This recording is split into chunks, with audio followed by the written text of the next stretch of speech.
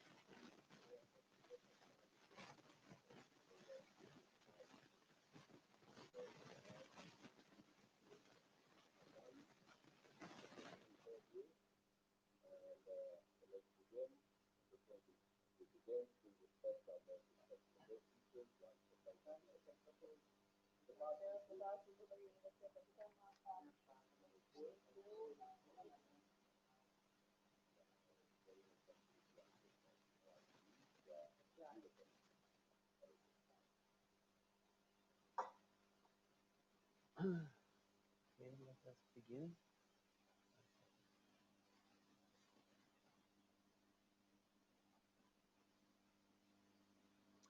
Om Namo Bhagavate Vasudevaya.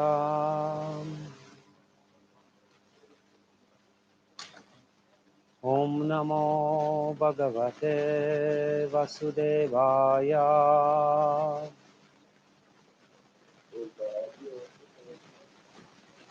Om Namo Bhagavate Vasudevaya.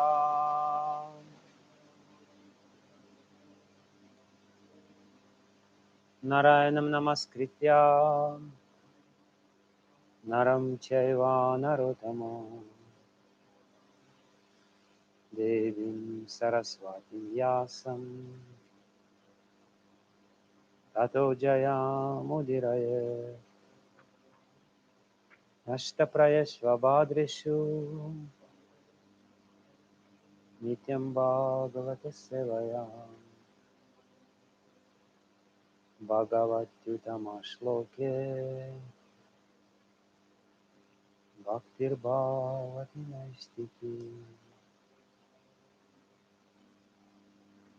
Yam Pravrajantam Anupetam Apeta Krityam Vaipayana Virahakatara Juhava Putreti Tanmayatayo Taravo Vinedu Tam Sarva Bhuta Hridayam Manimanatosmi. Hare Krishna, dear devotees, attendees of this series of classes about the structural review of the topics of Srimad-Bhagavatam. And I want to remind you the main idea of these classes. We're trying to understand in a very general way how different subject matters described in the Srimad-Bhagavatam all serve the ultimate purpose, explaining the nature of the absolute truth, and how without understanding these topics we will never be able to properly understand the absolute truth.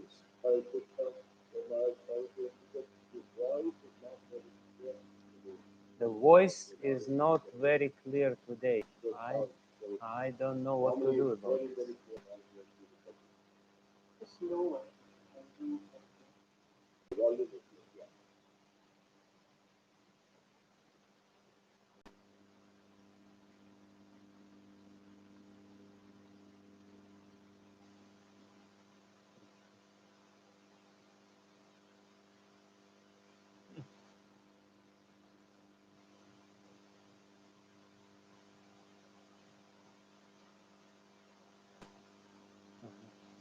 Is it better now? Okay, it was very simple. Okay, so as I explained before, we're trying to understand the different topics described in Srimad Bhagavatam in connection with the main topic, which is the nature of the absolute truth. And Srimad-Bhagavatam is designed in a very special way, uh, facilitating us to understand uh, the absolute truth, even though it's virtually impossible. The absolute truth is totally transcendental. It's a doxaja. So how we can understand the absolute truth? There is only one way to understand the absolute truth. This is love. Love transcends the limitation of human intelligence. Otherwise, in our attempts to understand the absolute truth, we will always be baffled. We will never be able to understand it properly, and that's we see in the history of religion. People, they have certain conception of the absolute truth, but oftentimes it's very caricature, because they're applying their imperfect intelligence to understand the absolute truth, and the result is less than satisfying. So Srimad Bhagavatam is removing certain obstacles from within our heart, clearing the space within our heart, which will enable us to develop attachment to the Supreme Lord, the Supreme Absolute Truth. And by this attachment, which is called love, we will be able to understand the Supreme Truth. But before, these obstacles have to be removed. So the 9 cantos of Srimad Bhagavatam, preparing us to the culmination of Srimad Bhagavatam, the essence of Srimad Bhagavatam. Uh, mm, Narada Muni told Vyasadeva, you didn't describe properly the pastimes of Lord Krishna, even though pastimes of Lord Krishna are described in all the Puranas. Krishna Charita and Rama Charita, Ramayana and Krishna Lila are described practically in all the Puranas.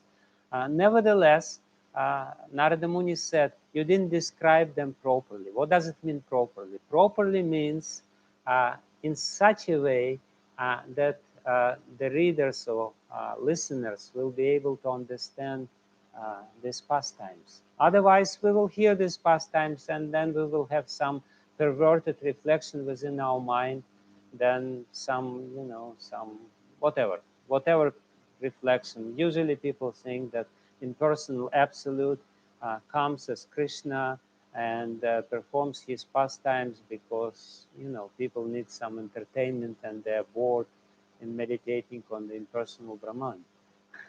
So, in between the meditation, when they are bored, they should hear some pastimes or something like this. They have different conceptions, different ideas. They don't understand that these pastimes are the very essence of the Supreme Absolute Truth. That this is the manifestation of the internal nature of the Supreme Absolute Truth. And how this internal nature, which is complete love or yeah, love, manifests through these pastimes.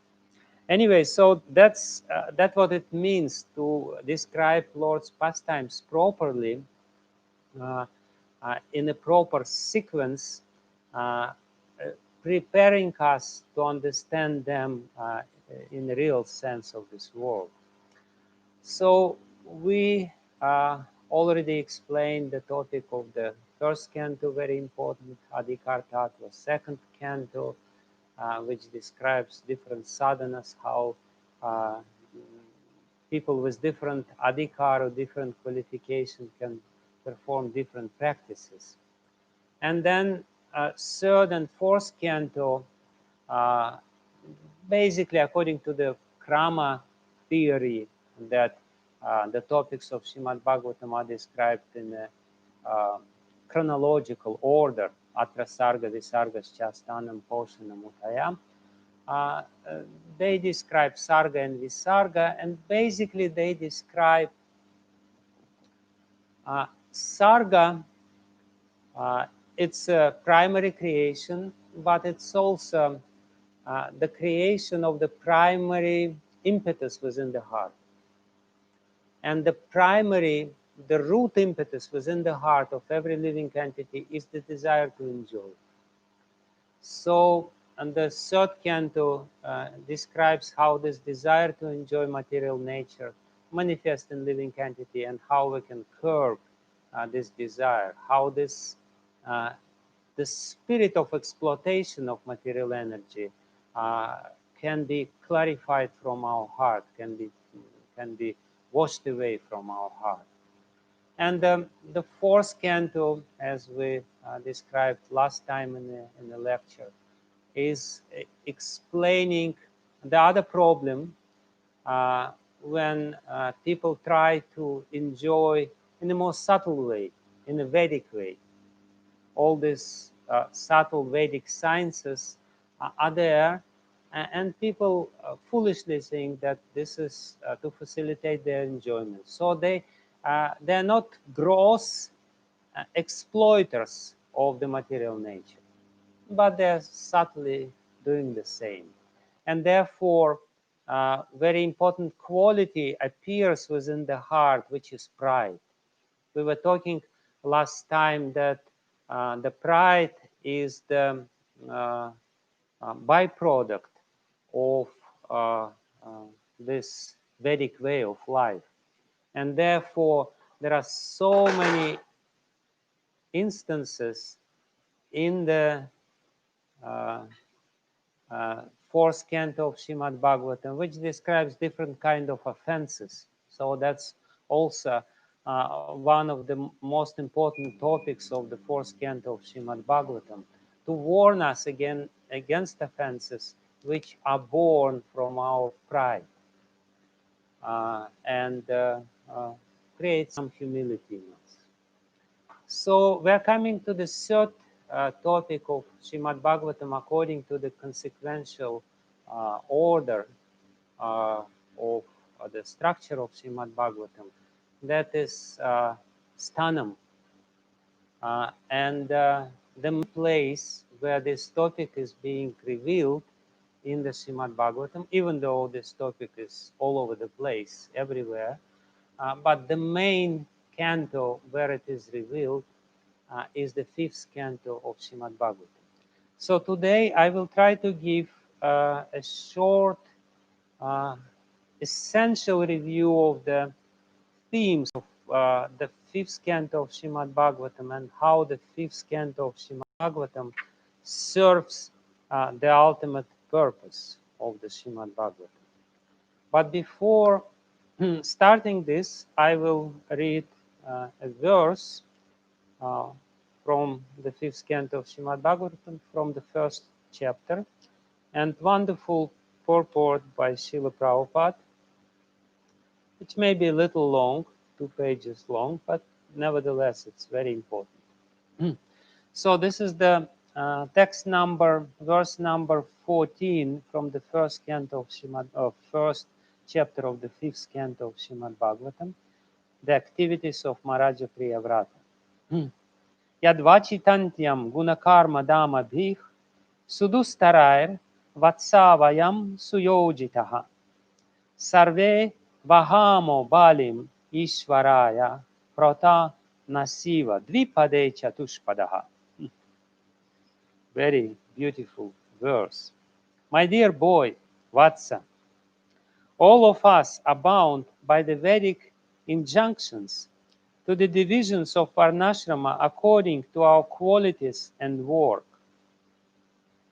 These divisions are difficult to avoid because they are scientifically arranged.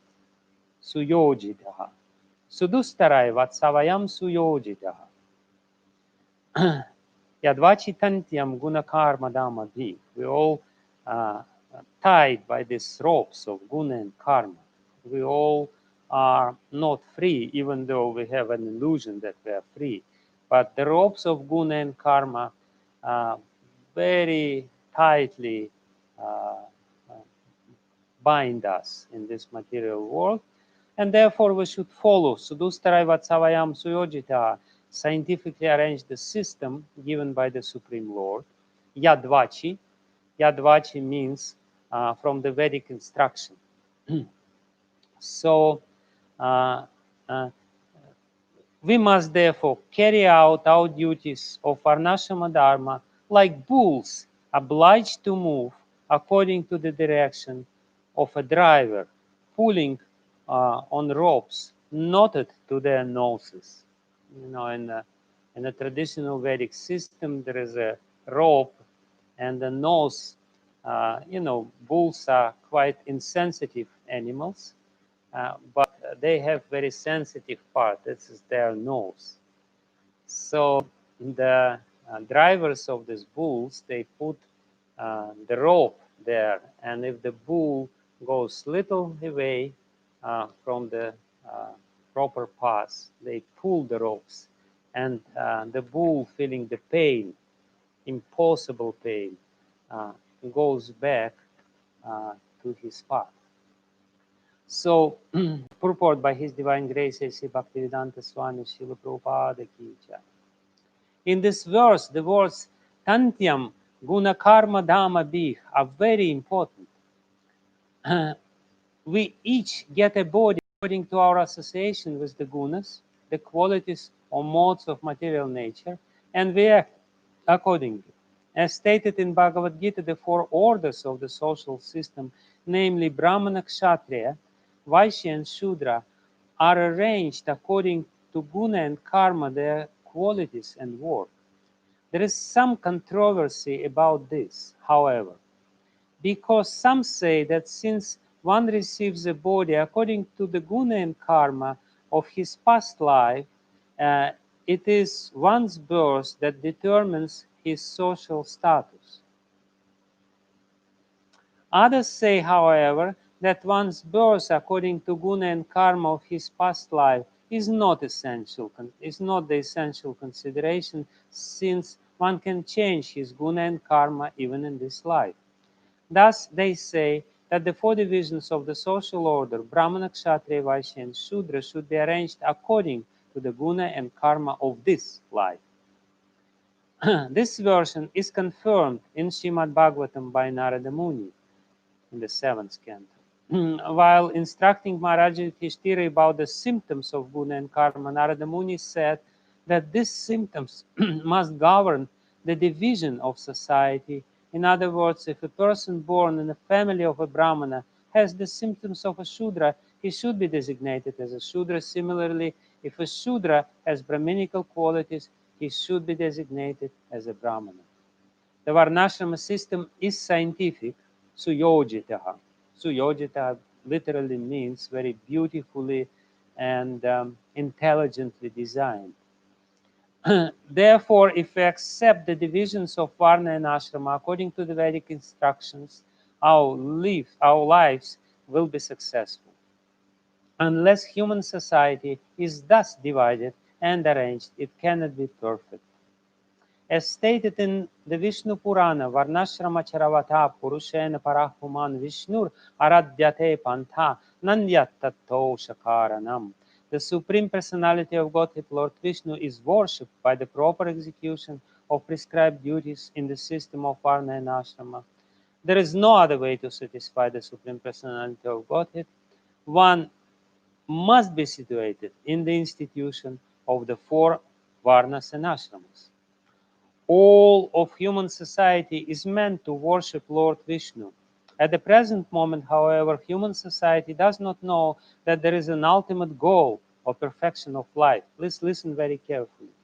At the present moment, however, human society doesn't know that there is the ultimate goal of perfection of life. Therefore, instead of worshiping Lord Vishnu, people have been educated to worship matter.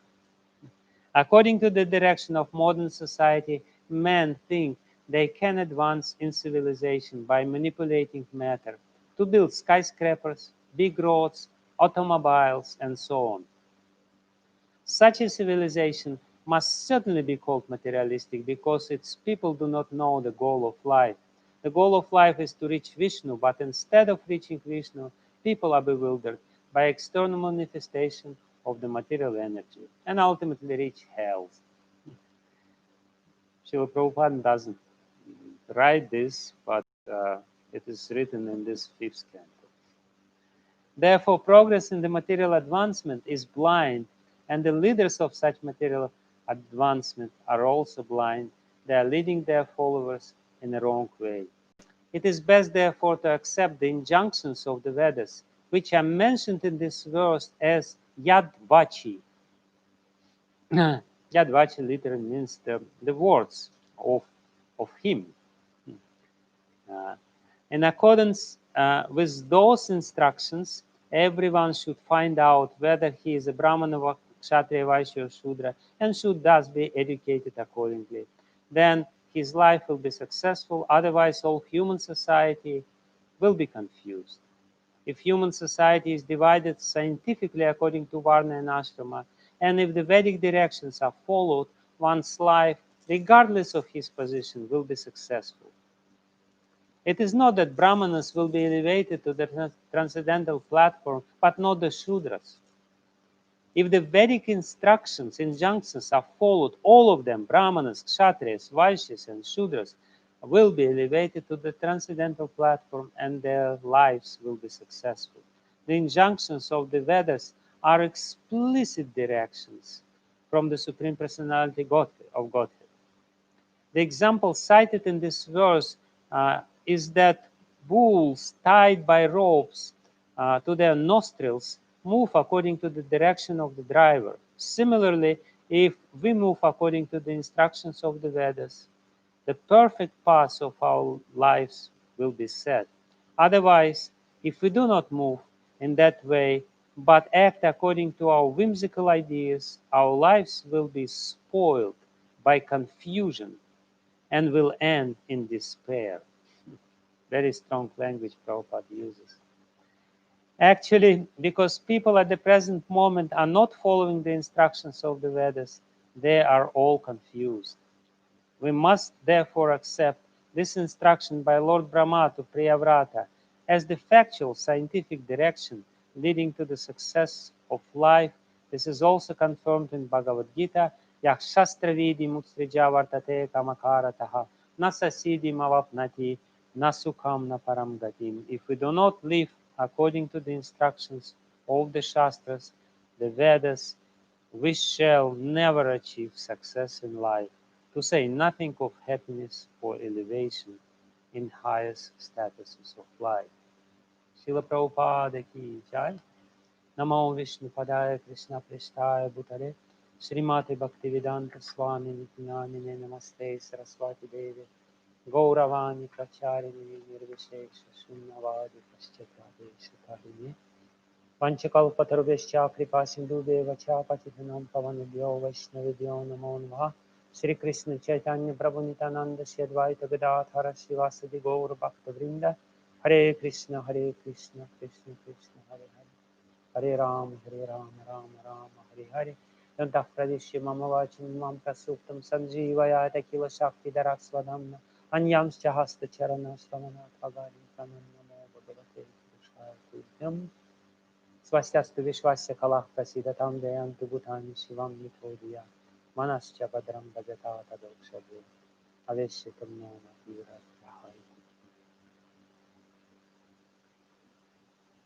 So, we will begin our short and very cursory description of the fifth canto of Srimad-Bhagavatam, which is a very important and very essential canto of Srimad-Bhagavatam.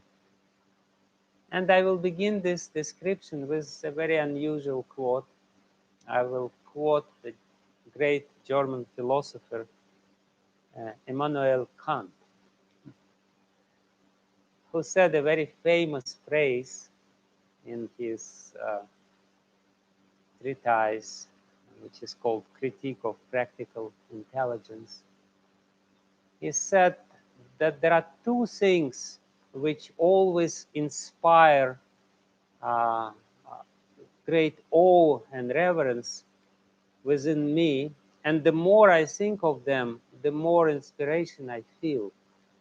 That is the starry heaven over my head and the moral law within. So why do I start with this strange and apparently irrelevant quote? because the fifth canto is about these two things: the starry heaven above our heads and the moral law within our heart. And Immanuel Kant, being a great philosopher, he intuitively understood that this is a crucial topic for any civilized or intelligent human being. These two topics are crucial uh, for any civilized human being to understand, to live the proper life in this world. So these two topics, the moral law within and the structure of the universe, are uh, the main topics of this fifth canto, and they are intimately connected. And actually, Srila Prabhupada gave great importance to this fifth canto of Srimad-Bhagavatam. He actually said that, he said to Harikesh Prabhu at that time that he should study this fifth canto and write his own commentaries on the fifth canto, scientifically studying it. And Srila Prabhupada said to his members of his Bhaktivedanta Institute that they should scientifically study this fifth canto, because the fifth canto, not the third canto is very important to understand the primary creation, but to understand the mechanics, the gross mechanics of this world, is very important to be properly situated in this world and in this life. Uh, and he said, you just study this, and this should be the core of our scientific presentation. And in fact, if we look back in the history of humanity, we can see that it is these two topics which turned human civilization, turned the course of human civilization in Kali Yuga. Before Copernicus system was discovered, and before Charles Darwin came up with his brilliant evolution theory, the human civilization was, or human society was basically God-centered. But because Copernicus came out with this heliocentric system of the universe, structure of the universe, which we don't really argue with, but there is a very essential changes in our understanding of how universe works. And before Charles Darwin didn't come up with this idea that we ultimately came from the dirt, that the human being is nothing but dirt, and there's nothing really essentially divine in a human being, because we just came through the evolutionary process, and you know, and from amoeba or whatever, and therefore we're not really much better than amoeba. In fact, amoeba must, according to Satkarya principle, must contain human beings. Human beings, they're less than amoeba because they're the result of amoeba. Amoeba is more than human being. Anyway, uh, so before these two brilliant discoveries of the modern science, the human society was essentially God-centric. But after that, there was a very, sharp U-turn in the whole course of human civilization. And therefore, Prabhupada, he insisted so much. He said that we can change the course of human civilization if we establish these topics, which are described in the fifth canto of Srimad-Bhagavatam, very firmly and scientifically. Try to understand and try to preach these topics. So therefore, for us also to be Krishna conscious, or to be spiritualist, we have to understand this. And we also have to understand the connection between these two topics, which I indicated in the beginning, the moral law within and the universe above our head, is also very clear. It's actually in these two topics which I mentioned, two discoveries of the modern science, quote unquote discoveries. Uh, and it's also like this. When Charles Darwin, uh, he didn't say that we came from monkeys. He only indicated that we came from monkeys. It's Aldous Huxley. He said we came from monkeys, but basically, it's denying of the moral law. When we say that we are a product of matter, it basically means that there is no moral law which we should abide. And first was Darwin, then there was Huxley, his lieutenant, and then there was Freud. And Freud basically he really put everything in place, and he said, "That's it. We are monkeys. We should behave like monkeys." So this is the connection. These two topics are connected, and in the course of my description, I will make this connection even more clear. So, therefore, the first part of this fifth canto, uh, from the superficial point of view, it continues the Visarga part of the fourth canto, because it describes the uh, uh, dynasty of Maharaja Priyavrata, who was the second son of Swayambhuva Manu. Swayambhuva Manu had two sons, Maharaja Uttanapada and Maharaja Uttanapada. His son was Dhruva, and his dynasty was described in the fourth canto. And in the fifth canto, the continuation of the same topic about Maharaja Priyavrata, the second son of uh, Swayambhuva Manu. But immediately from the outset, the tension or the conflict in the very first chapter of the fifth canto is about Maharaja Priyavrata, who wants to renounce the world, whereas he is not really ready to renounce the world.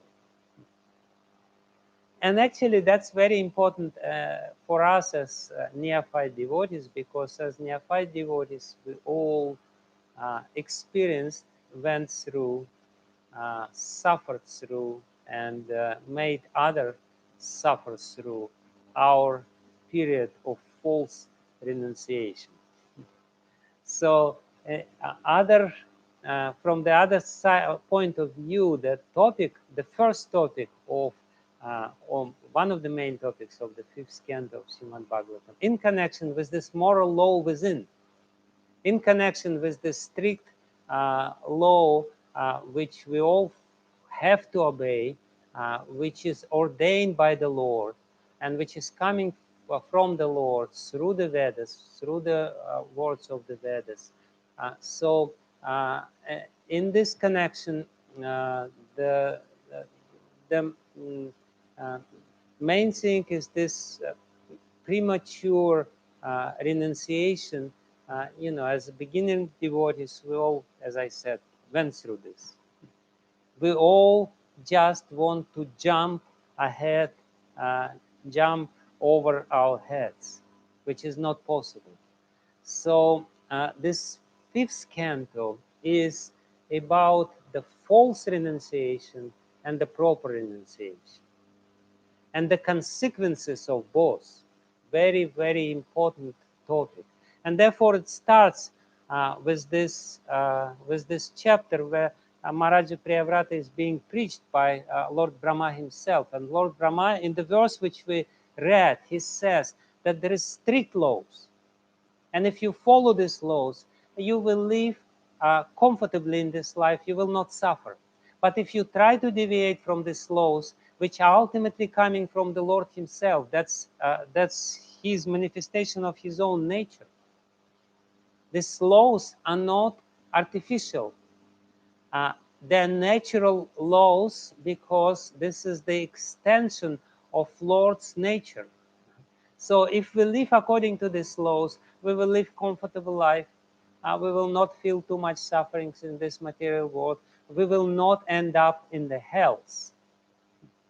Because ultimately, how, let me go a little back, rewind a little bit, how these two topics are connected, the structure of the universe and the following of the laws. If one follows the laws of material nature, the laws of his own nature, according to his guna and karma, then he will be elevated within this universe. His consciousness will go up and up and up.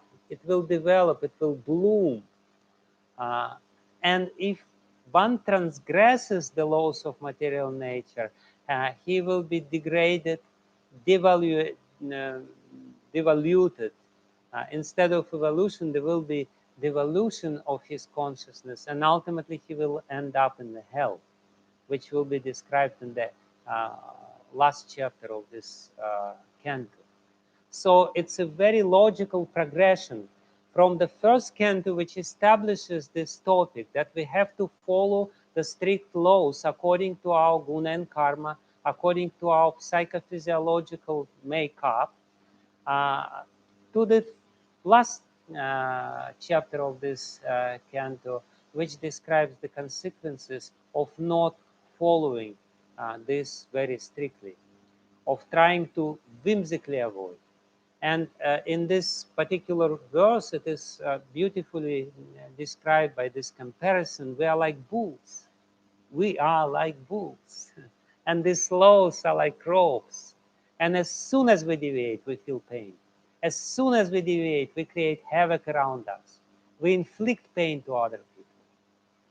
But if we obediently follow the will of the Lord, which is manifested as this laws of social order, then we will be able to develop internally. And this internal development within this framework of the social arrangement, so to speak, is also described here. So the neophyte devotee or somebody with very superficial understanding, he tries to externally change his situation. Whereas the somebody who is more internal, and this is the teaching of the fifth canto, the teachings of the fifth canto is to impress upon us, as dull as we are, that if we follow the rules and regulations of our national dharma, of our nature, if I'm a male, I have to behave like a male. If I'm female, I have to behave like a female, and not something like, if I'm brahmachari, I have to behave as a brahmachari. If I'm grihasta, I have to behave as a grihasta. And there is no tatastha ashram. Some people, they want to be tatastha. Little bit brahmachari, little bit grihasta, to get the best of all worlds. So there is no tatastha. if because if we situate it properly, that's sthanam. That's the third topic of Srimad-Bhagavatam. Sthanam means, as I explained, boundaries. Stito stitam, shruti gatam tanuvan manobir. Just stay in your place, don't change your place externally, and try to develop internally, as Prabhupada explains in this purport.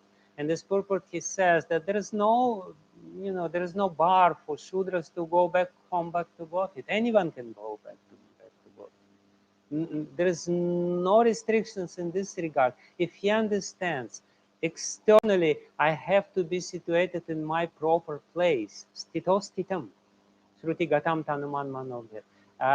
Internally, I have to develop by listening the topics of Srimad-Bhagavatam and by trying to understand ultimately the 10th canto of Srimad-Bhagavatam. So that's the crux of this issue. Therefore, this topic is called sthanam. Sthanam basically means boundaries. And boundaries means many things. Boundaries means internal boundaries. The internal boundaries is this moral law within. Because when we transgress this moral law, we transgress these boundaries, we immediately feel pain. We immediately feel now conscious becomes inflicted and affected by this, and we feel pain.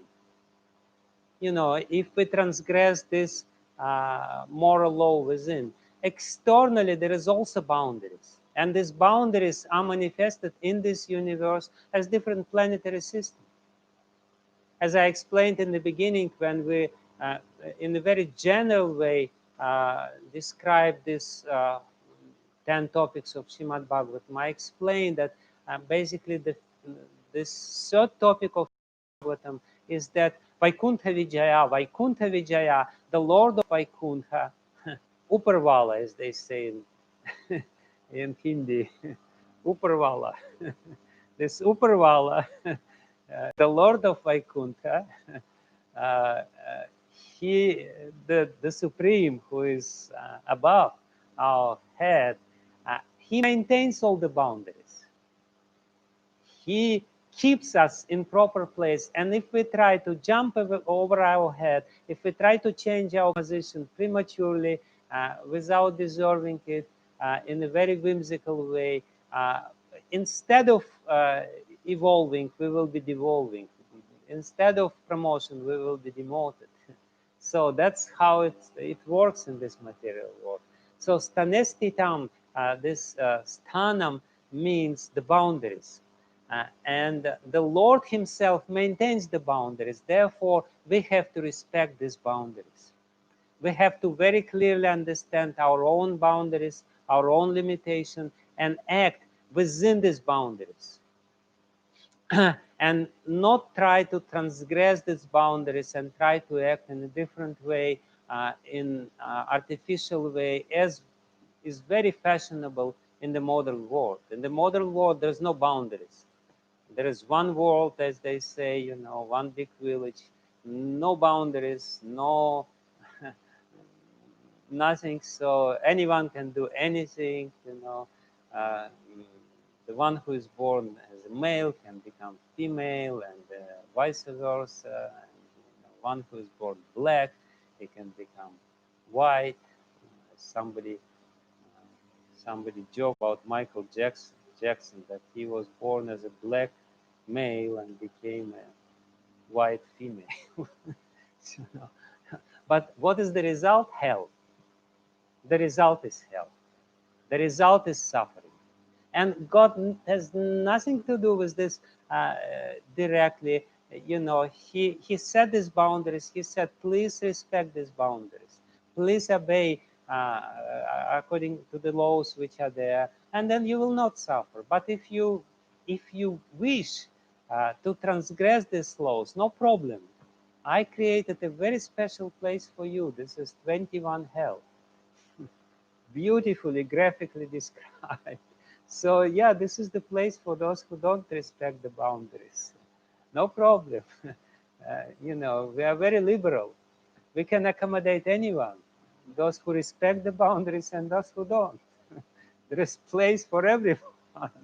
For them, there is a special place. So this is how the topic of fifth canto develops, and how important for us it is to understand this fifth canto of Srimad-Bhagavatam. And we first, of course, have this story about Maharaja Priyavrata, who didn't want to enter into the family life because he thought he's more elevated, he's Paramahamsa. And, even Narada Muni was on his side. But then Lord Brahma himself, but his father, Swayambhuva Manu, said, no, he knew his son better.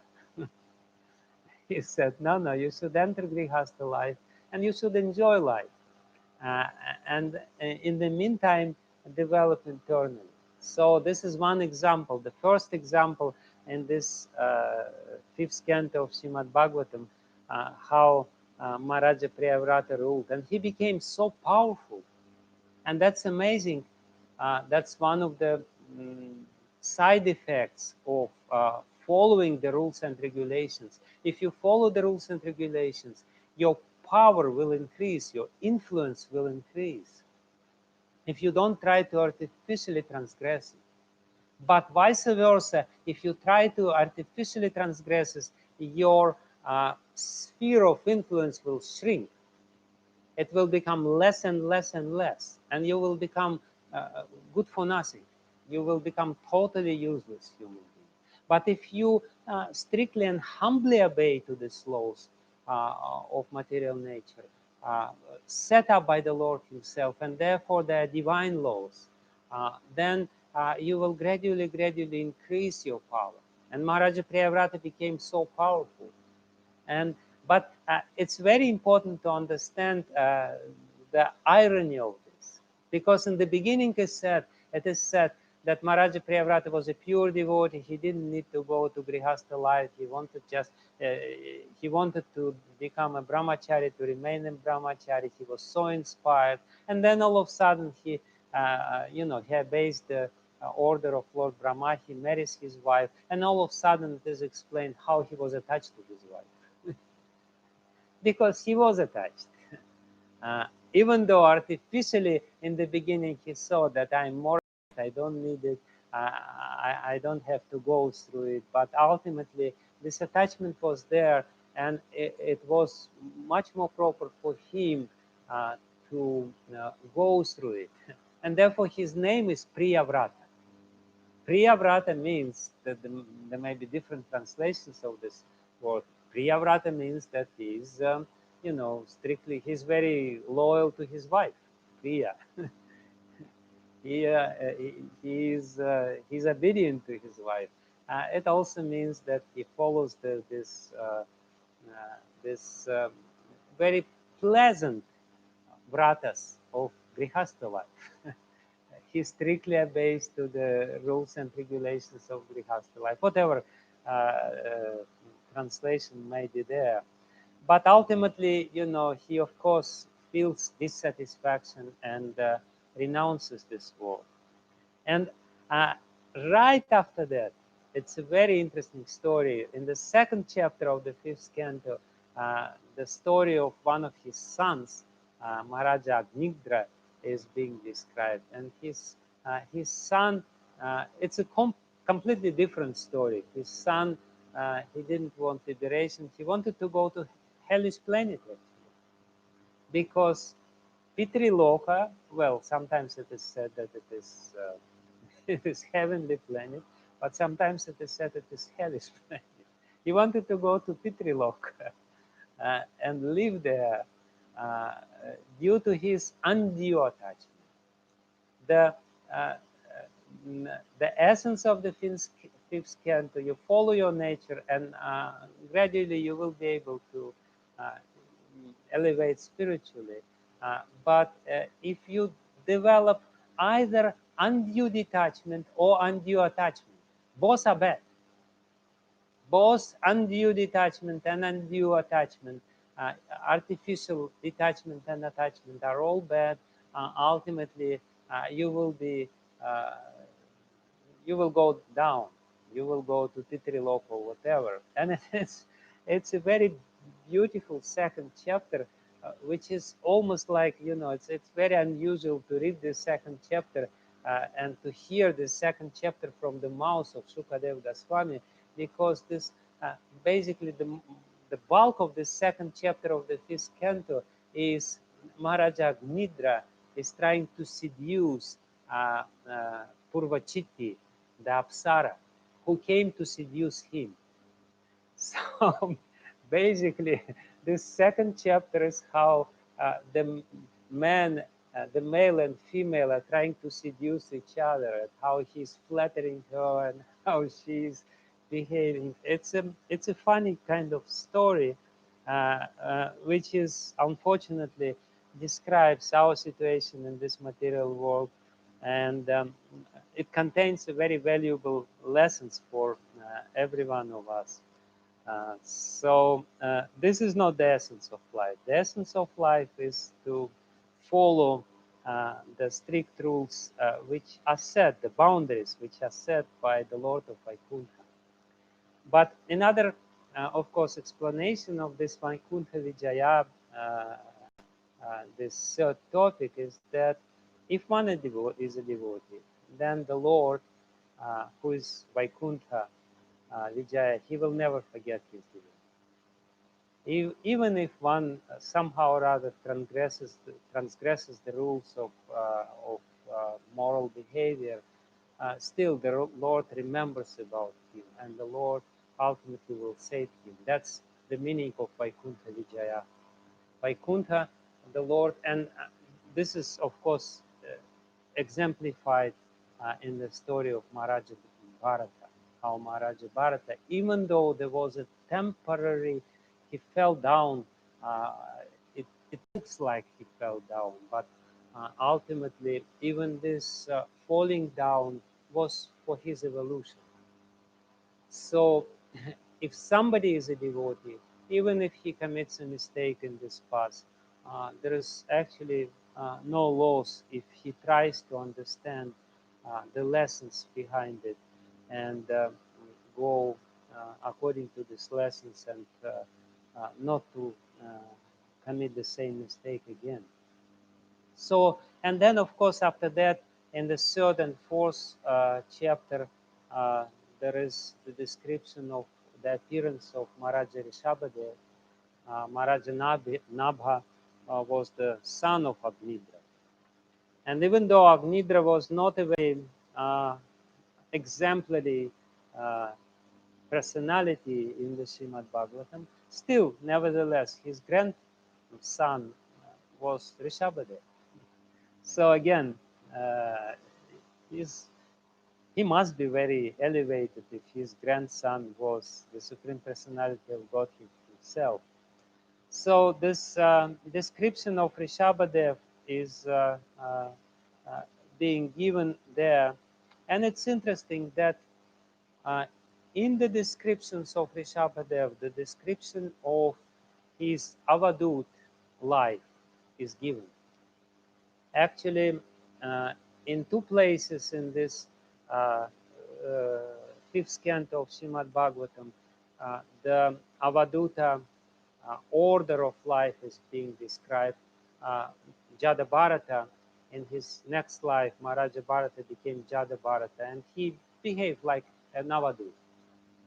Avadut means, literally, Ava means look down, and Dut means uh, is basically transgressing the very basic rules of the civilized society that is taking baths every day. Avadutas, they are not supposed to take baths, uh, and they're doing it purposefully. So it is explained that uh, at one point, if you follow the rules strictly, you can transgress all these rules. This is what is exemplified in the life of Rishabhadev and to a certain extent in the life of Jada Bharata. Uh, so that's the rules and regulations are according to your level of development of your consciousness. If your consciousness is developed enough, you don't have to follow any rules. And this is what Maharaja Rishabhadev is being is the example of. But at the same time, it's very carefully said by Shukadev Goswami there that Maharaja Rishabhadev, when he was urinating and when he was, um, it's interesting that Maharaja Rishabhadev, he lived his life in a palace with all his sons, very civilized life, 100 sons, beautiful palace. And then, all of a sudden he renounces everything. He gives the throne to his elder son, Maharaja Bharata. And he starts living in the same palace, but completely naked. Your grandfather all of a sudden decides to take the Avaduta order of life, and he lives in the same flat with you, but he goes there naked. he, he behaves in a very strange way. And then Maharaja Rishabhadev, he of course leaves home and he wanders through the villages, and people, they deride him and they urinate at him. But he himself is so pure, he doesn't really notice even. And he's so pure that even his stool and urine, they smell like flowers. So please don't try to become avadhuta before your stool smells like roses. You know, if you're not on this level, so remain in a civilized society and follow the rules and regulations of this life. You know, at one point you will be able to do it, no problem. But don't be in a hurry. So, and then, of course, the fifth canto, uh, I came a little ahead of time. The fifth canto, the fifth chapter of the fifth canto of Srimad-Bhagavatam contains this very beautiful instructions of Maharaja Rishabhadev to his sons. And the essence of these instructions is tapodivyam putrahe anusudhyam, that this human life is meant for tapodivyam. The human life is not meant for enjoyment. The human life is meant for the divine uh, tapasya, for the divine austerity, for the purification. Yana Shuddha. By this, we will be able to purify our soul. The human form of life is very important. Later on, in the second part of this fifth canto, it will be the demigods will be praying to the inhabitants of Bharatavarsha, of our plane of existence, and they will say that you're very fortunate because even though you live such a short life, extremely short life.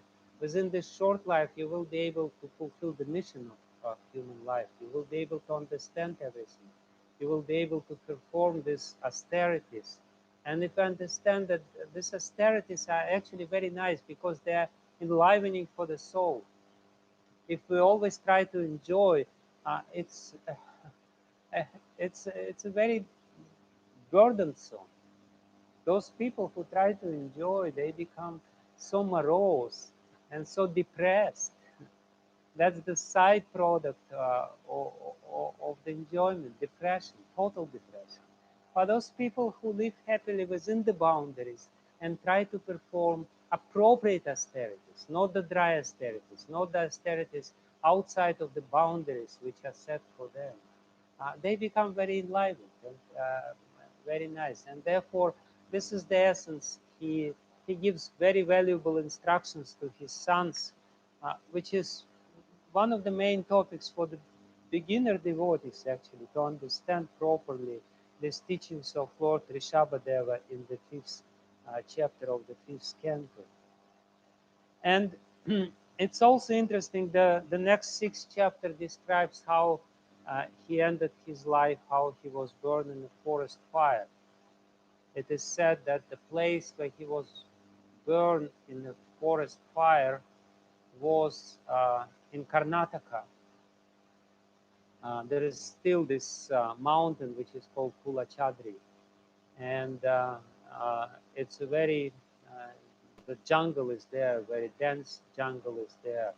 So supposedly in this Kulachadri mountain, uh, Rishabhadev was caught by the forest fire and he burned away.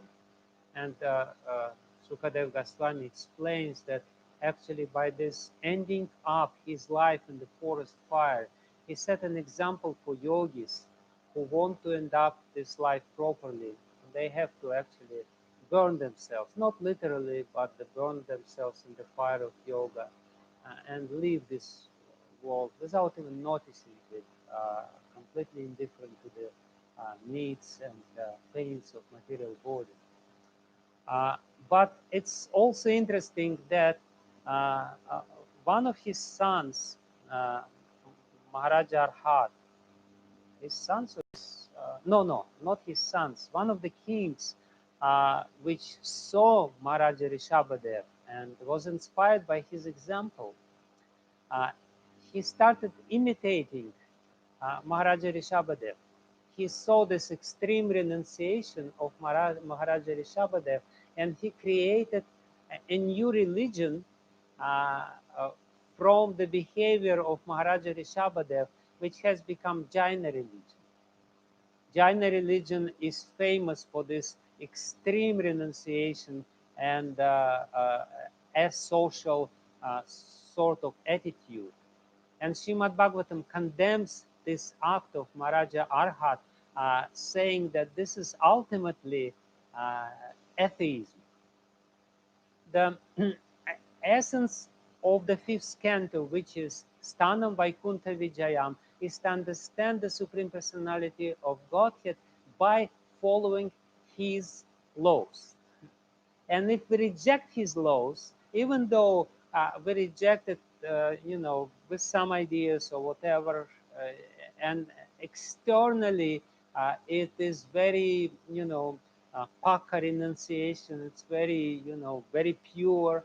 Shruti Smriti Puranadi Pancharatra Vidimnina Kantiki Harer Bhaktim Utpatanaiva Kalpate. It will only create Utpatanaiva, Utpat. It will only create the chaos in the society. Shruti Smriti Puranadi Pancharatra Vidhim not Vina, Saha. We should live according to the Shruti Smriti Puranadi Pancharatra Vidhi.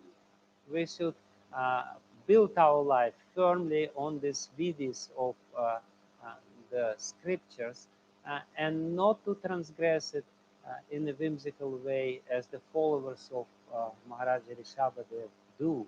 Even though externally they may seem very renounced, but the goal of their life is to become God.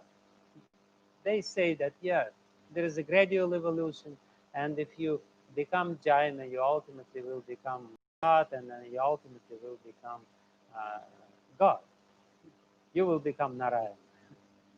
And you will create your own universe, and you will become the supreme Narayan in this universe.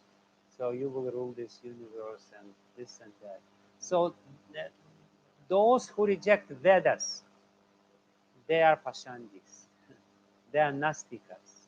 Even though whatever externally or superficially pure life they may live, ultimately it's not beneficial for the soul. It's totally counterproductive. It's very very degrading for the soul because it creates a very huge pride within. Therefore, humbly we should obey to the laws of material nature according to the our psychological nature. And therefore, till the 15th chapter, including starting from the chapter 7, the story of Maharaja Bharata is being described. Very beautiful story of Maharaja Bharata. By the way, it's also interesting that it is explained that among the 100 sons of Rishabhadev, some became Brahmanas, some became Vaishyas, some became sannyasis, renunciates, Navayagendras, the sons of Maharaja Rishabhadev. Bharata was Kshatriya, some were Brahmanas, some were not Shudras, but Vaishyas, I believe. So again, that's the essence of the fifth canto. That's a very interesting detail of the fifth canto, which proves that this is what the fifth canto is all about. Stane stita. Remain on your place according to your nature. And Srila Prabhupada explains that there are two different theories how we should follow Varnashrama. One theory of Varnashrama is that we strictly obey to the uh, acquired nature from the past life. Another one, we should obey or follow the acquired nature, the nature which we developed in this life. Yeah, one is from the past life, another one from this life. But no matter what, which one we go, we may be elevated to a certain extent, but we should also respect our nature and follow according to our nature and develop internally, and that will be a very important teachings of this section of Srimad Bhagavatam. How to remain within the boundaries, respect the boundaries, and at the same time develop internally. So the activities of King Bharata is being described, how he ruled, uh, again, very properly his kingdom, which was very huge, and how he performed sacrifices, he did everything. And then ultimately he retired from the family life. So externally, it may look like that he did everything properly. He didn't try to jump ahead, to jump over his head. He didn't try to transgress the rules. He was ruling properly. He properly renounced his life. He went to the forest. He started living in the forest. Uh, but as some acharyas explained, there are different explanations of why did it happen to him. Why all of a sudden this amazing attachment uh, appeared in his heart towards a living creature, little deer, which he saved. Uh, some say because even though he lived in a seclusion, in renunciation, he, he yeah, he lived in renunciation, he lived proper life, but he didn't have the higher association. That's some acharyas, this is how they explain uh, his fall down. If we, even if we do everything properly, we still need some driving force within our life to elevate us. Some elevation form, uh, force within our life has to be there, uh, because only in this way the following the rules of and regulations of Varnashrama will be useful. Otherwise, it will be useless. You will only acquire pious credits, and these pious credits will not uh, really develop your spiritual. So Varnashrama is designed in a very specific way, uh, so that uh, human beings would follow their nature, but at the same time have the facility to associate with those who are higher than them. And that's one of them have this association. Jiva Goswami gives another explanation, which is also very beautiful and also very instructive. He said that this attachment which he all of a sudden developed towards this little deer uh, living in the forest, uh, practicing very elevated sadhana, worshipping sun god Surya Narayana on the level of Baba, with the tears on in his eyes and the hair standing on end. Even though he was such an elevated status, all of a sudden this kama uh, jumped out of his heart. This kama, it is clearly said that this kama, it may be not a very, common way of manifesting kama, lust, but nevertheless, his attachment to the deer was lust. And uh, that's another very important little thing I will say. But Srila Jiva Goswami, to finish this topic, he said that this unexpected appearance of the lust within the heart, very powerful lust within the heart of Maharaja Bharata, was the result of his previous offense. The offenses, uh, that's the problem with the offenses. Offenses have very lasting effect. That the effect of the offenses, the samskaras which have the offense leave within our consciousness, are not easily eradicated from our consciousness.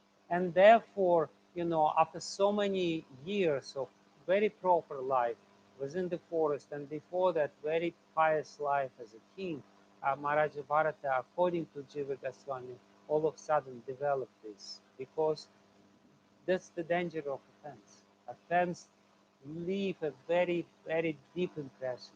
And we have to be always careful and always remorseful, understanding that we, uh, you know, unwillingly committed so many offenses, and try to, by the with the tears in our eyes, try to wash away the results of these offenses. But very interesting thing I wanted to also mention in this connection, why uh, uh, this Varnashrama Dharma is so important in connection with this um, sudden appearance of kama or lust within the heart of Maharaja Bharata. Varnashrama is such a system which helps you to minimize the influence of lust, to overcome lust. If we follow very strictly Varnashrama system, it is said very clearly here in the fifth canto of Srimad-Bhagavatam that by following the rules of regulations, you will gradually become free from the influence of lust. Otherwise, you will remain a victim of lust. And unfortunately, this is what happened with Maharaja Bharata to instruct us. There is nothing wrong with Maharaja Bharata. We should not be condescending when it comes to such an elevated personalities. But we have to understand that this is about us. So it's very interesting also. Prabhupada uses this in translation of the fifth canto. I don't remember exactly where, but Prabhupada uses a very beautiful phrase, the society of envy. And it is literally said there that if we uh, want to enjoy in the society by social life, we create around us the society of envy. This is beautiful. This is a very profound concept. We can see around us the people they want to enjoy.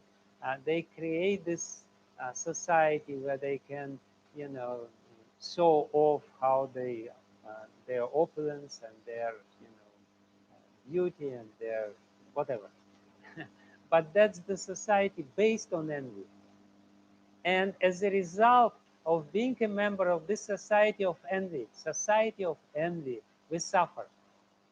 We want to enjoy, uh, as a result of it, or to do this, in order to do this, we create around us the society of envy. And naturally we suffer, because how we can be happy if we are living among the people who are envious? All the people in the normal society, they're envious, and they're trying to harm, to inflict pain to each other, and therefore they're suffering. So therefore, what is Varnashrama? Varnashrama is the society devoid of envy. It's not the society which is divided according to some medieval rules. You know, the details of Dharma can differ greatly. Details of Dharma, they're different in different areas of even Bharatavarsha in India. In the south, there is one rules of Varnashrama. In the north, there are other rules of Varnashrama. But that details. The principle is that that's the society without envy. That's the society where everyone is trying to elevate by serving the Lord and trying to come to the Lord. And sometimes we can see the attempts within our society to build Varnashrama. Very, I mean, very dangerous attempts, I would say, because people are trying to build this Varnashrama society without understanding that uh, we first have to uproot the envy. We can only build the proper social structure which will be elevating for the soul, for every member of the society, no matter where they are, if there is no envy in the interaction of the people. Otherwise, it will be a very uh, uh, Jesuit type of exploitation. It will be exploitation. Brahmanas will exploit others, Kshatriyas will exploit others, Vaishyas will try to exploit others, Shudras will suffer. Ultimately, Shudras will create revolution, and they will overthrow Brahmanas and Kshatriyas and Vaishyas, and then they will exploit Brahmanas and Vaishyas and Kshatriyas and rule themselves, and everything will be hellish. This is what we have seen in Russia and in some other countries, how they do this in China.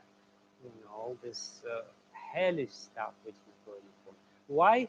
Because there was stratification in the society, there was some sort of varnashram, but because this varnashram was not properly built, not according to the uh, inner idea of varnashram, where everyone uh, has to worship the Supreme Lord and respect others according to their positions. In the proper varnashram system, the Shudra who is performing his duty, he's more worshipable than the Brahmana if he is deviating from his duties, even slightly, you know. But in improper varnashram system or any, surrogate varnashram system or whatever, some artificial varnashram system, there will be always pride. I am Brahman, I am higher than you. Look at my Brahmin crest. Did you see? Here it is. By the way, you know your place, and so on and so forth. Horrible stuff. And as a result, we will have some uh, person with glasses called Ambedkar who will come and create the new constitution of the society, and that's a very logical result of improper application of these principles of varnashram. Before I go, yeah, uh, okay, let me finish the story with story of Maharaja Bharata, and then before going to the second part, which starts from the 15th chapter, 16th chapter, I will say something also something important. So, uh, the story of Maharaja Bharata, of course, everyone knows. He goes to forest, he develops affection to the deer, and he dies by remembering the deer. And he's born as a deer in his next life because his last life was, he was remembering at the last moment of time this deer, and therefore he became a deer. Uh, and but uh, and that's Vaikuntha Vijaya. Lord Krishna, Vaikuntha, uh, Vaikuntha Vijaya, he never forgets his devotee. He never forsakes his devotee. Even in this very difficult situation, uh, he reminded this deer about his previous life. And this deer, even though usually the deer body is very ignorant and the consciousness is covered, in this uh, body of the deer, he remembered his past life, and he went exactly in the same place where he was performing austerities before. But the difference was that he found some other people, some other renunciates, and he was living near them. He didn't trust his mind.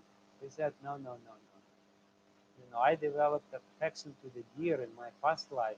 In this life, I have all the facilities to develop more affection for the deers, for she deer, and and in this way continue my journey. So he lived together with other ascetics, other rishis, in this Pulaha ashram near Gandaki River in Himalayas, where Shalagrama Shilas are being worshipped. And he was very austere deer. He was living in the ashram. He didn't trust the seclusion life. Therefore, uh, life of seclusion. Therefore, Bhaktisiddhanta Saraswati Thakur Prabhupada said that if you try to do nirjan bhajan, it's just all bogus. Don't do it. Don't do it. Live in the society. Even if you are renunciate, you still need a society of other people, of other elevated Vaishnavas, and by living in this situation, in this environment, you will be able to progress properly. And then, of course, he dies by pronouncing the name of Krishna, Krishna, this deer, which is not very common for the deers to chant the holy name. But that's the proof. Srila Jiva Goswami uses this example as a proof that the holy name is transcendental.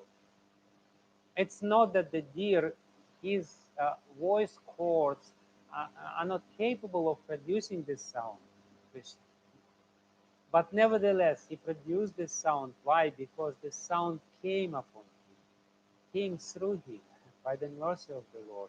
In a similar way, we shouldn't hope that we will be able to produce the name of Krishna by our vocal cords.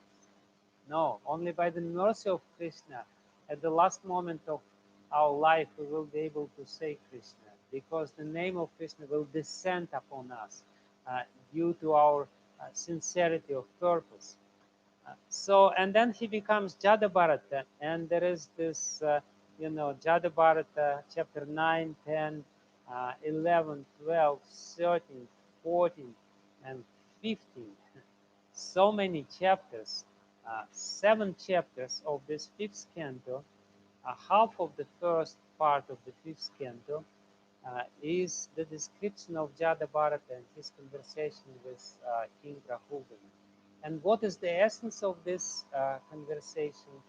Uh, it's exactly this what I already said, that the King Rahugana, uh, you know, it's the development of what I said. I already mentioned it, but it's development of what has been said before.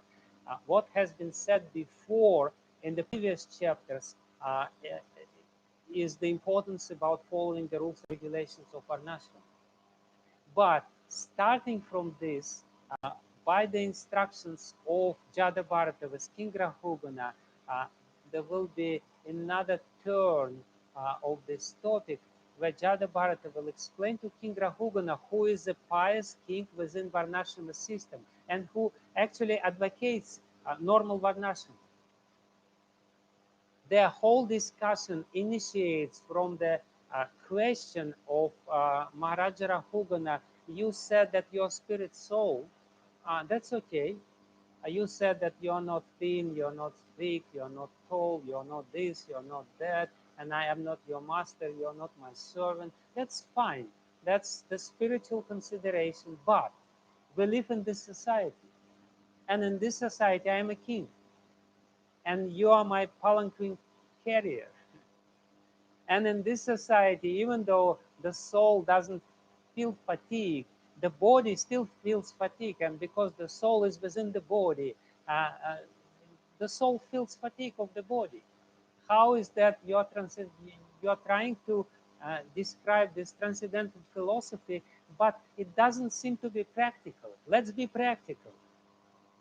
In this material world, we have to be practical. It means that we have to respect this Varnashram system. So that's what I have been saying before. Now we have another step in a proper direction, because if it was only what has been said before, it would not be proper understanding. The proper understanding, yes, you follow the rules and regulations, but at the same time you have to understand that these rules and regulations are given to you only for this one purpose, to develop internally and not to waste your energy into this lust. If you try to transgress the rules and varnashrama, then your whole energy will be dissipated in the in all this last activities. But if you try to follow the rules, you will conserve the energy within. What you will do with this conserved energy, which is within yourself, you will be able to use this energy for internal development. And this is the meaning why 7 chapters in this canto are being devoted to this conversation. First, there is a conversation between Jadabharata and Maharaja Rahugana. Then they finish the conversation, and Maharaja Pariksit looks at Sukadeva Goswami and says, I didn't understand everything. Can you repeat it to me? Can you explain it to me in more details? What he means, all this forest of material enjoyment, this and that. And Sukadeva Goswami starts from scratch, and he repeats in a more elaborate way the instructions of Jadabharata to King Rahugana, how to develop internally by externally following the rules and regulations. That's a very important part of this whole thing. Otherwise, there will be society of envy.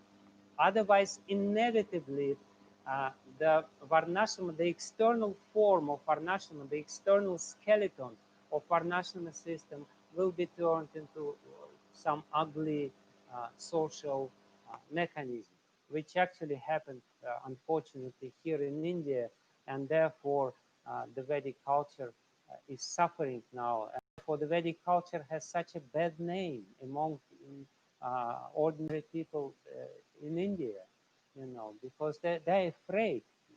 They have this, they have complete allergy to all this Brahmana, Vaishya, Kshatriya, and Shudra, Sanatana Dharma, all these phrases, even though it's so important uh, uh, itself.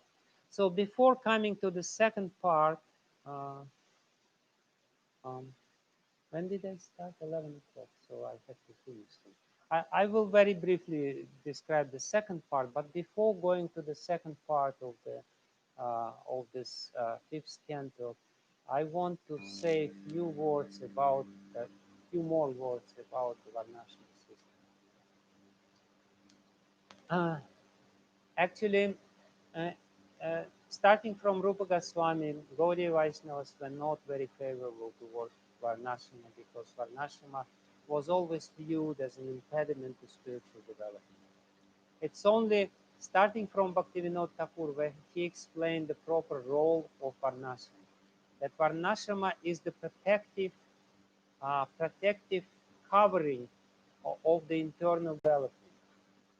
And if the protective covering is not there, the internal development will also be very difficult. It's like, if you take a mango and you take off the peel of the mango, and the normal mango will stay there intact nicely for 1 week, and nothing will happen with it. But if you take the peel out of the mango, it will become rotten very soon. It will rot very soon. So, yes, Varnashrama is external, but it protects the internal development. And therefore, this explanation in this chapter's conversation between King Rahugana and Jadabharata teaching King Rahugana, hearing him, is so extremely important, essential for us to understand how to combine these two things, how to follow externally and how to develop internally at the same time. And what I wanted to say is that I read recently a very beautiful article about the history of Christianity, uh, written by one Christian philosopher who is naturally very sympathetic to the Christian idea. And he uh, explains his understanding why uh, ultimately Christianity, again, don't misquote me, I'm quoting him, failed. Uh, it didn't fail in many regards, when we take the lives of elevated saints in Christianity, definitely they developed something. But nevertheless, in the historical uh, from the historical point of view, it did fail because it didn't really fulfill the original purpose and the original energy was dissipated.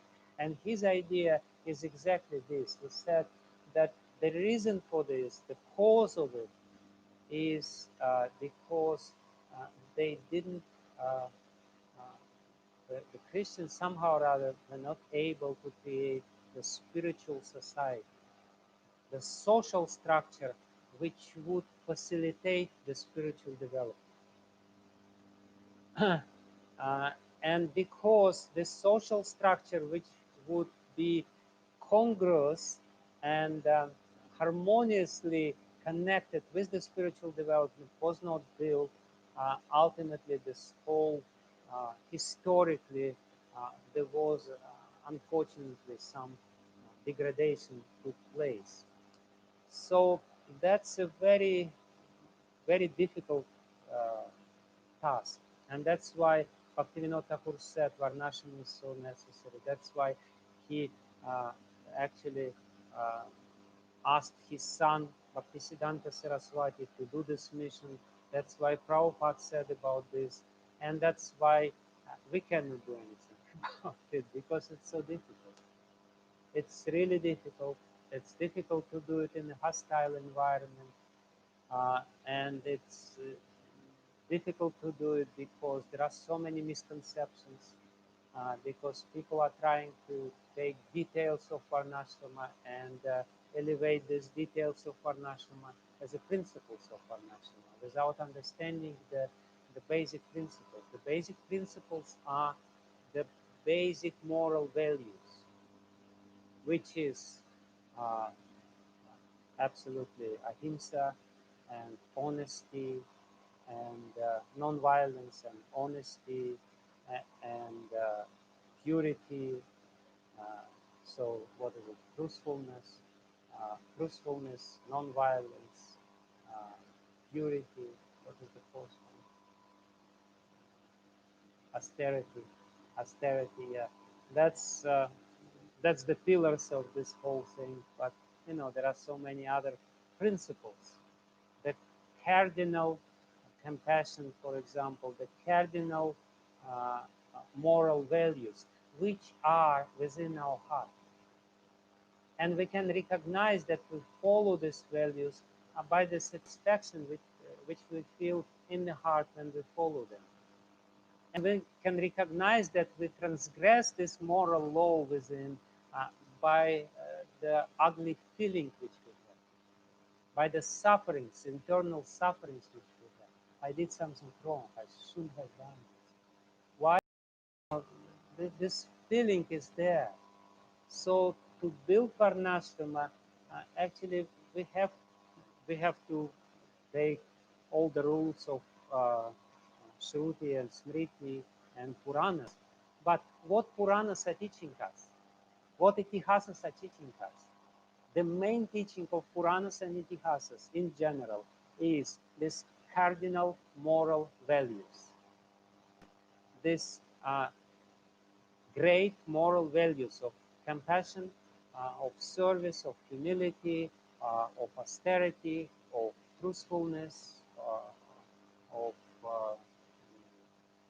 non-violence. All these things are there. Uh, Different examples are there. Ramayana is about this. Mahabharata is about this. This is the cardinal laws. And when people take Dharma Shastras are secondary.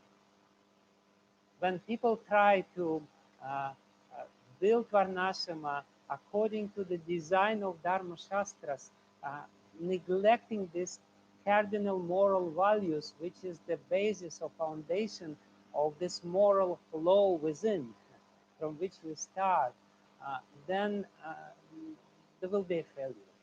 There will be something which is not very good, not very good. It will be exploitation in the form of Varnashrama. But if we build on these cardinal values, which are there also in Srimad-Bhagavatam, and then try to see how the secondary rules of Varnashrama described in Dharma Shastras are applied to the modern time, to the modern capacity of human beings, according to our really capacity, our strengths and our, the strengths of our mind, the strengths of our body and everything else. Uh, then only we will be able to build this. And then only we will be able to flourish. If we will not be able to do it, then, we will fail. We will fail. No doubt about it. We may not fail on a personal basis. Many people will be benefited on a personal basis, but nothing will change substantially in the society if this sort of society we will not be able to build and to show the example. That's a little bit, it's a very controversial topic. I know that I will be condemned by many people by saying this, but I still thought I need to say this. Varnashrama is very important, but what is the basis of Varnashrama, of the moral law? It's these cardinal values, uh, cardinal moral values, which have to be established very firmly within our heart. That will be the sthiti. That will be the proper position of the human being. Sthana. That is our place. That's the firm foundation from which we can start building our life. So, and then just very briefly, because there is no time, the last uh, chapters of the uh, 10 chapters of this canto, from the 16th, 11 chapters, 26, 11 chapters. Mm, they are describing the sacred geography. And as I said, the sacred geography is connected with the internal boundaries which we have. This is external boundaries, external levels of development, external structure. And uh, the main point to understand is that we are living in the universe which is built by the Supreme Personality of Godhead, by His will, according to the design to teach us. That's the place, that's the school, that's the place where we can be promoted, and where we can be demoted, or when we can have evolution and we can have devolution. Both things are there. And it's all inhabited. It has many dimensions. I'm not going to explain this multidimensional model. I don't understand it myself very clearly, but it definitely has more dimensions than we will be able to see with our eyes. According to Shukadev Goswami, there are so many planets, so many inhabitants, but it so happened that the place where we live is a very important place. It is called Karma Bhumi, the place where we can perform karma. Uh, it is also called Dharma Bhumi, the place where we can perform dharma, not just to perform karma, but to perform karma according to our dharma, according to our psychophysiological nature and the laws of dharma. And if we perform karma according to our dharma, we will be elevated. And the uh, advantage of those human beings who live on this plane is that they can perform dharma and karma, whereas inhabitants of higher and lower planes, they can only enjoy the results of karma. We can change our situation drastically. Other souls who are either in a lower position or in the higher position, they can only enjoy or suffer. Whereas our middle position is very advantageous, because from this middle position, we can, by following uh, this internal development and externally following the rules, we can be elevated to the entirely different, completely spiritual plane of existence. Whereas while remaining here, we will remain and going back and forth in this 14 planetary system, or within horizontal development. First, the horizontal structure of the universe is explained, Bhumandala, and then the vertical structure of the universe is explained by explaining what people are doing on a 14 planetary system. So this whole beautiful picture is there for us to really understand that this is where we are. And when we look up in the heaven and see all the stars, we can understand, yes, people are living there. Dhruva Maharaj is living there in Dhruva Loka, and he is serving the Lord. And so many rishis and so many human beings, or uh, so many beings are worshiping the Lord. It is not just the sacred geography, not just the sacred universe, it's the universe which worships the Lord. The picture which is depicted in the fifth canto of Srimad-Bhagavatam is that everyone in this universe is worshipping the Supreme Lord. in different vipas, in different varshas. They worship the Supreme Lord in their own way, in their own capacity, according to the level of their consciousness. And we can also worship the Supreme Lord by following the great acharyas. And in this way, we develop our spiritual potential, the innate spiritual potential. So, as I said, uh, there is no time, but also uh, maybe it's not even so much necessary to describe all the details because I'm doing a very general overview of the whole canto so that we can understand the essence, what is the message of this canto.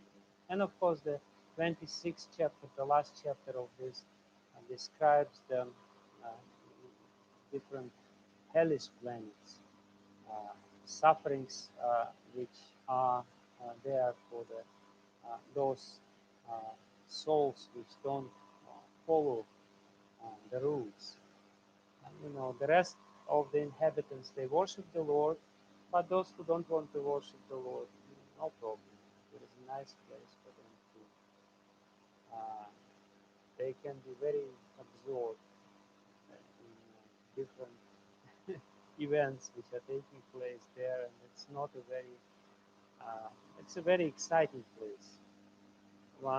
Once a French philosopher, Voltaire, was asked what he preferred, the heaven or hell.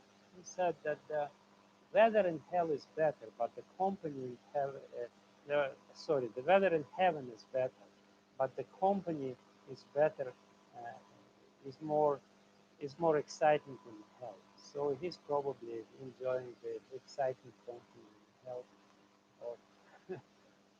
of people. We have free will, we can choose. It's not, uh, and we have to understand really that this is not the punishment as such. It's a natural outcome. When we transgress the rules, we find ourselves in hell. That's simple. And if we follow the rules, we are in heaven. We don't need to wait when we go to hell or to heaven. We can develop this sort of conditions within and without either by obeying the rules or following the rules, obeying the nature which we have, following the nature, which is ultimately the reflection of the higher nature of God, obeying the natural laws which are there.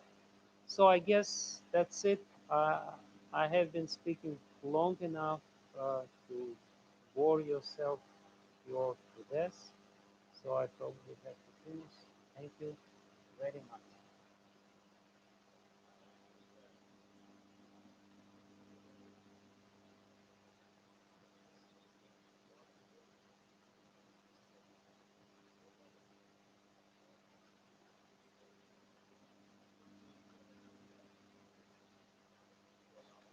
Yes, please.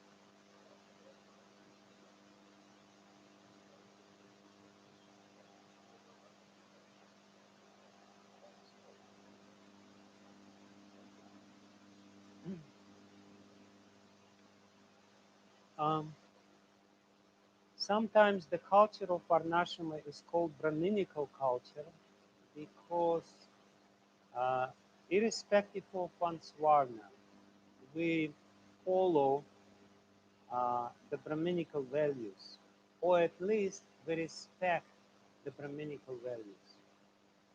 So, by studying Srila Prabhupada's books and studying the scriptures, we're trying to develop at least this quality, respect to Brahminical values.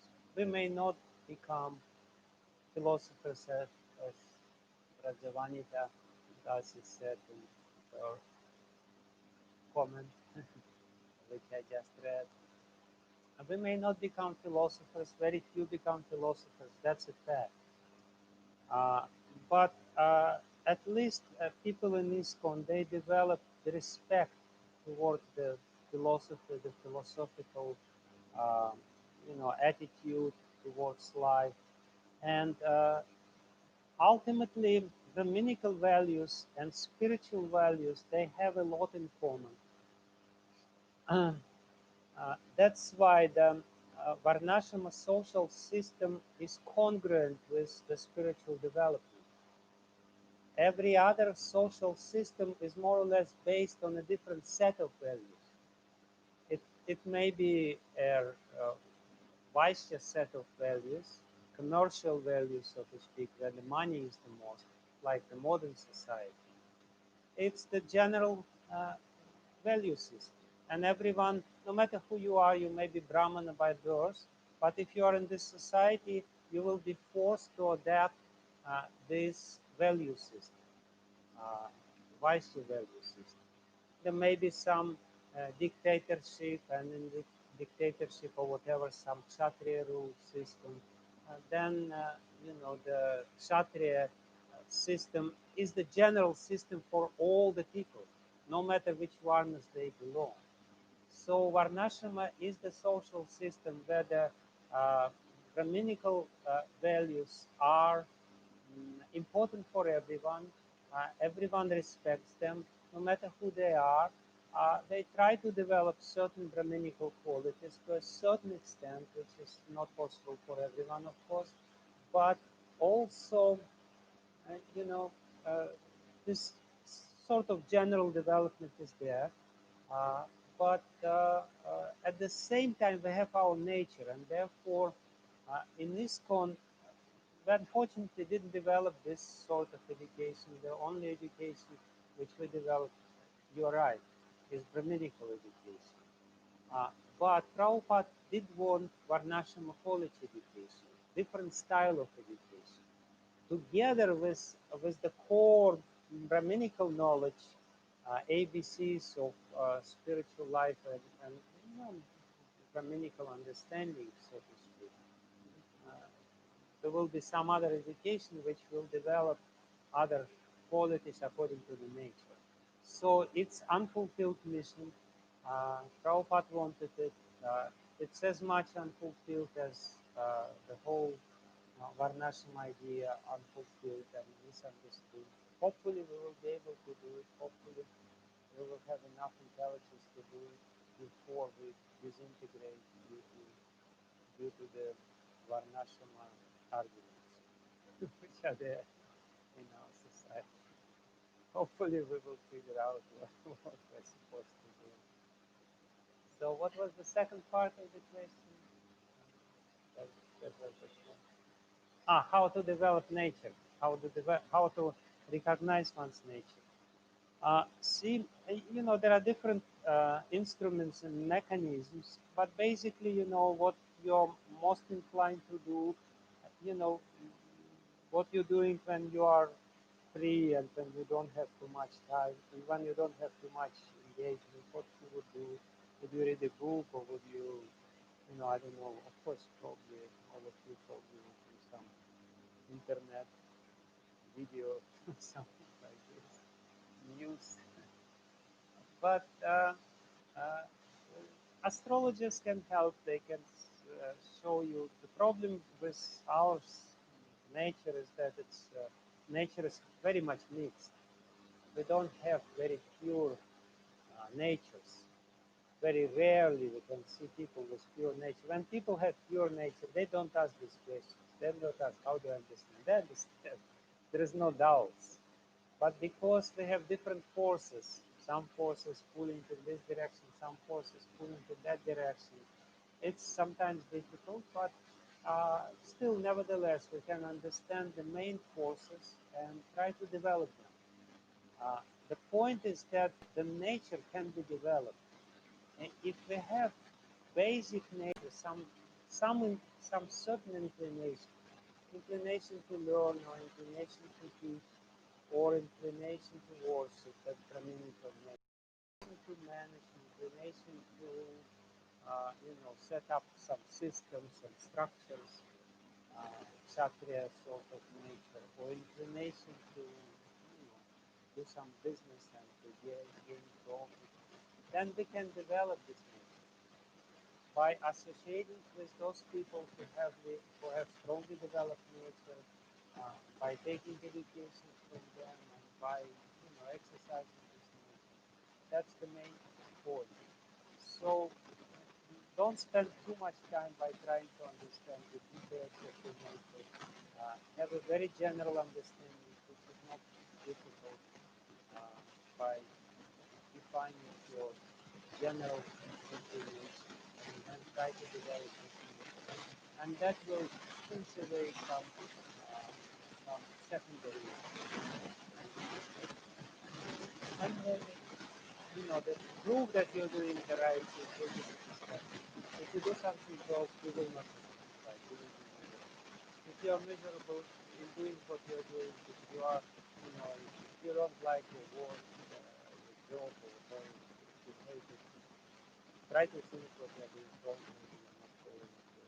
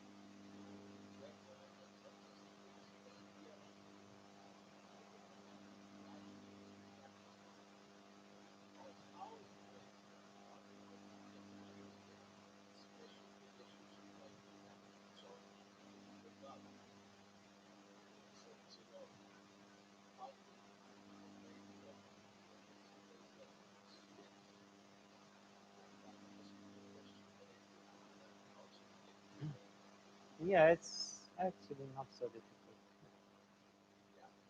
Uh, it's an important question. Thank you very much. So the answer is simple. Why the form of bhakti which we follow is called Vaidhi? Because there is certain element of fear. We do it because we have to do it, because otherwise we go to hell, because otherwise, it will be, we will suffer this and that. So this element is there, especially in the beginning, and therefore there is some sort of uh, force applied to us, which we feel. Sometimes we don't feel like doing this, but uh, you know, we still feel some pressure, social pressure. If we live in a temple or whatever kind of pressure is there, or sometimes we feel, sometimes people they don't like to read Prabhupada's books because they feel so much pressure from the books, heavy pressure, and they don't want to hear philosophy. Recently I spoke with one disciple of mine. She said, I can't hear this philosophy any longer because she feels so pressed and guilty. So, uh, and that's why it's called Vaidhi. But the essence of Vaidhi uh, is the Bhakti, whether it's Vaidya or Raganuga, is the same. It's Shravanam, Kirtanam, Vishnu Smaranam, Archanam, Vandanam, Dasyam, Sakyam, Atmanivedanam. You know, whether we follow Vaidya or we follow Raganuga, we will hear. We will remember about the Lord. We will uh, talk about the Lord, or glorify the Lord, or do kirtan of the Lord. We will do archana in a different way, with a different mood, but we'll do the same. So what happens when we do this Vaidhi Bhakti by being little pushed or forced into this? Uh, and at the same time, we're associating with people who have taste. Uh, then gradually, their taste uh, is being reflected within our heart. Uh, as I explained, that our heart has the reflecting capacity, and when the heart is little cleansed due to the following uh, rules and regulations of Vaidhi Sadhana Bhakti, when the heart becomes a little more clear, it starts reflecting the taste of other people. First, it will reflect the taste of our guru, you know, those people whom we respect very much. Then we will be able to see this bhava in other people, and ultimately we will be able to recognize the same emotions, uh, glaring emotions, while reading Srimad Bhagavatam. And the emotions of the eternal inhabitants of uh, Vraj will be reflected within our heart. Nitya Siddhasya, uh, Nitya Siddhasya Dharmasya, huh? Bhavasya. Nitya Siddhasya Bhavasya, Prakatyam Hidi Sadhyata. Uh, the, the bhava of Nitya Siddhas will manifest within our heart.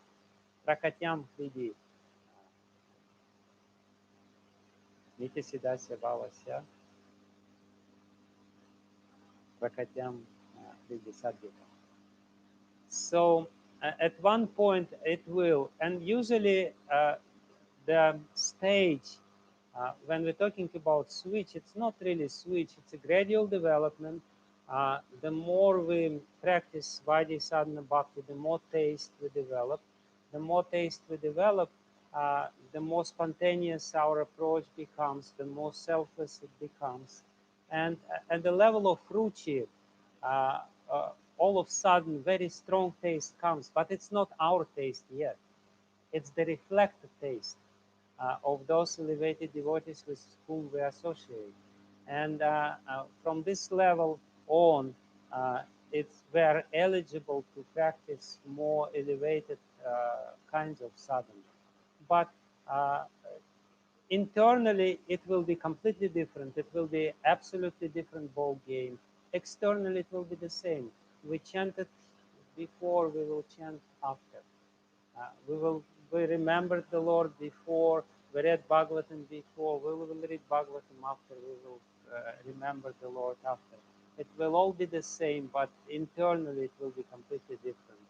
So it's just a question of purifying the heart by association and by following the spiritual practices, by basically association with transcendental subject matters such as holy names, Srimad Bhagavatam, devotees of the Lord, Archana of the Lord, or holy Dham of the Lord.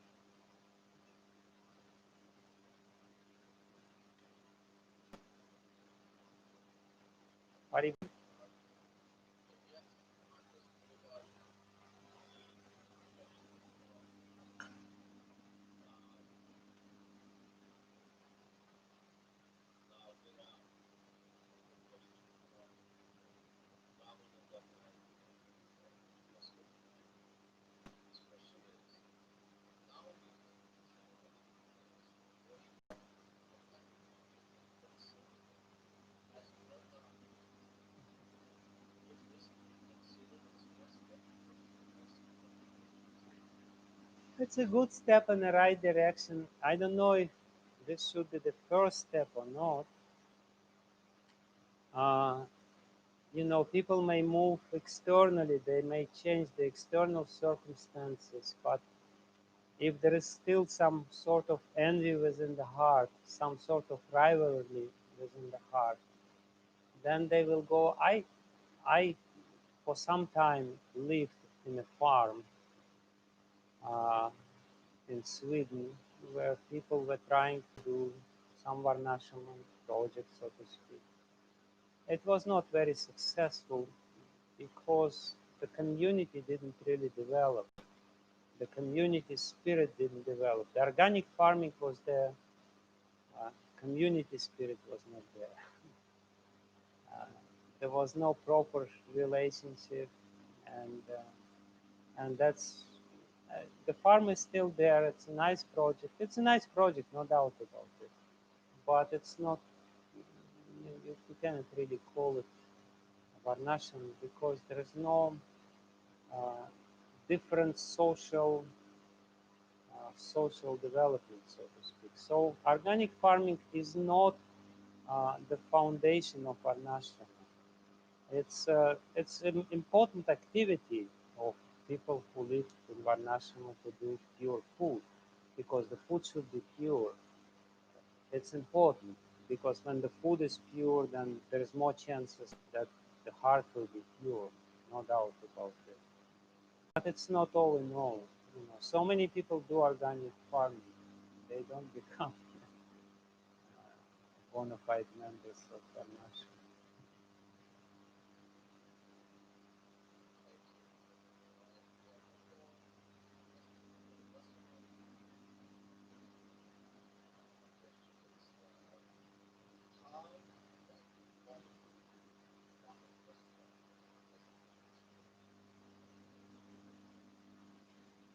How can you follow Vanaprastha at present age? What is Vanaprastha? Let's take, you know, naturally you will not forest and live in a hermitage. You will be immediately deported from the forest, and the fire department will fine you for trying to lit the fire in the forest, and there will be so many other problems. But what is Vanaprastha? Vanaprastha is a certain stage where uh, people develop some sort of spirit of renunciation uh, by performing austerities, are trying to burn out the impressions of their sense enjoyments, which they went through before. So austerities, the need for austerities in vanaprastha life is because while you live attached life, quote unquote, you are engaged, so socially engaged, and have so many other things. You develop a lot of negative emotions due to unwanted social interactions. So much envy is there, so much greed is there already developed, so much lust is there developed, so much anger is developed. All these negative emotions are there. So before the last stage of our life, which may be sannyas or it may be vanaprastha, we have to make a program which will purify our heart from all these negative emotions. That's the essence of vanaprastha life. So what do we do to purify our heart, our consciousness from all these negative emotions? Otherwise, all these negative emotions, unfulfilled desires, they will surface at the moment of death, and they will determine our next life, unless we do some extra endeavors. So there are different programs which can be designed. Either you can, go to the best way, of course, to purify yourself from negative emotions is to teach others. Uh, because naturally people have some inclination to do it when they become mature in age. But also, you can go to holy place, you can serve the cows, you can serve the sadhus, You can serve the holy place. You can have your little flat in a holy place. You can also live in the same place where you are living now, but dedicate yourself to this sort of service, uh, which is the real austerity, serving others, helping others to develop spiritually, whatever your inclination is. So that's, according to my humble opinion, would be the proper vanaprastha life here. You, in grihastha life, you have to enjoy. You have to set your goals. These goals are not necessarily purely spiritual goals. You have to achieve something. You have to earn money. So many things you have to do. But you know, by doing this, you also create some unwanted things. So vanaprastha life is to purify the heart from all these unwanted things accumulated in the period of grihastha life.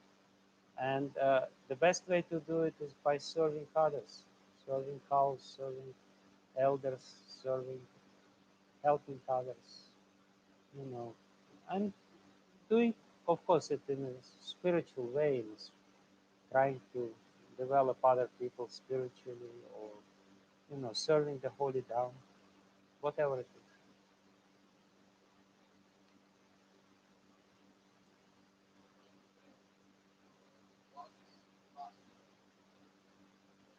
Okay.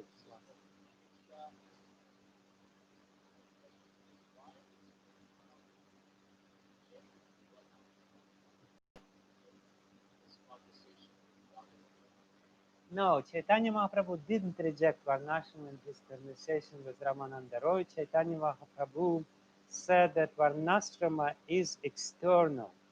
He wanted to get uh, the his question. Please quote a shloka to Ramananda Roy. Please quote a shloka which will describe the sadhya, the goal of human life, uh, according to the scriptures. That was the exact question of Ramananda Roy. And when Ramananda Roy, uh, his first attempt was, he quoted this verse from Vishnu Purana, which Prabhupada quotes in the Varnashrama Charavata. So the way to please the Lord is to be in Varnashrama. And uh, Chaitanya Mahaprabhu says, I hope I am. This is external. This is not the goal. This is not the eternal and internal goal of the soul. The eternal and internal goal of the soul is to develop love. Varnashram is a form.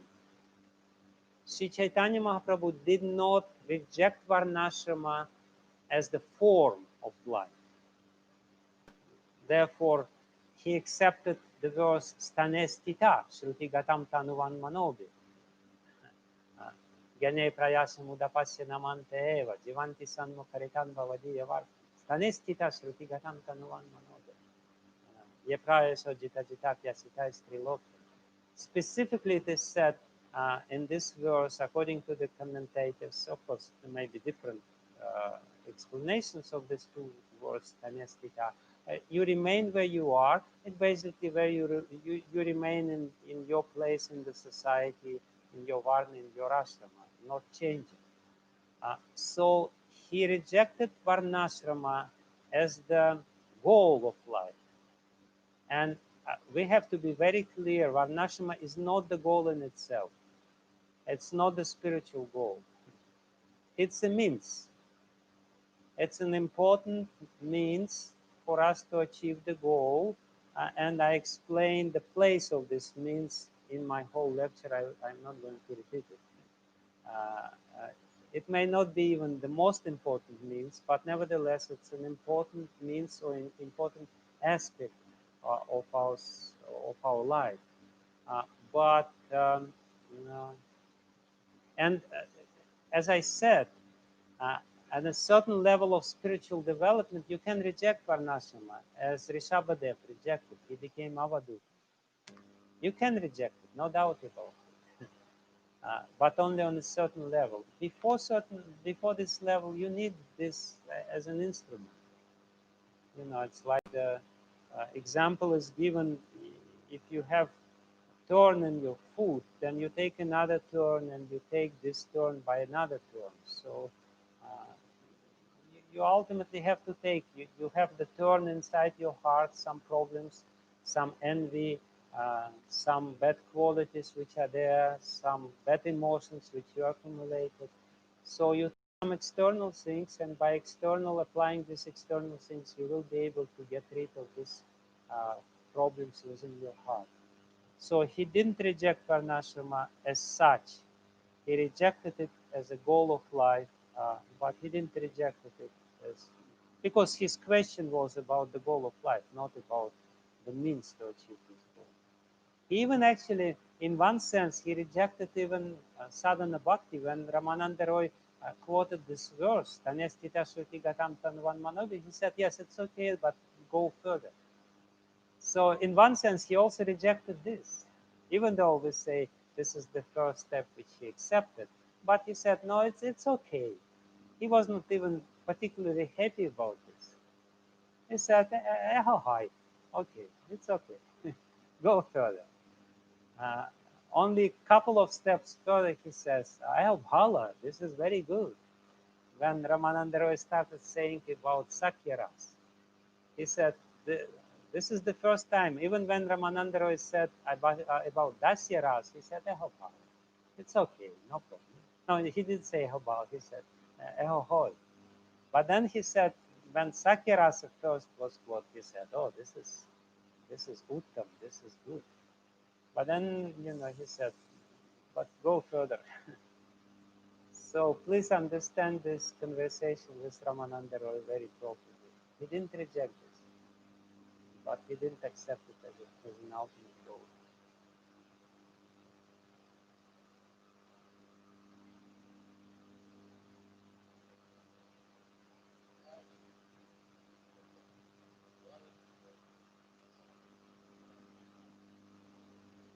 It's probably enough for today. Please save it for the next time. I will be happy to answer. You know, there are some more other questions which I didn't answer. I'll be happy to answer, but it's already late. I'm already almost doing out now.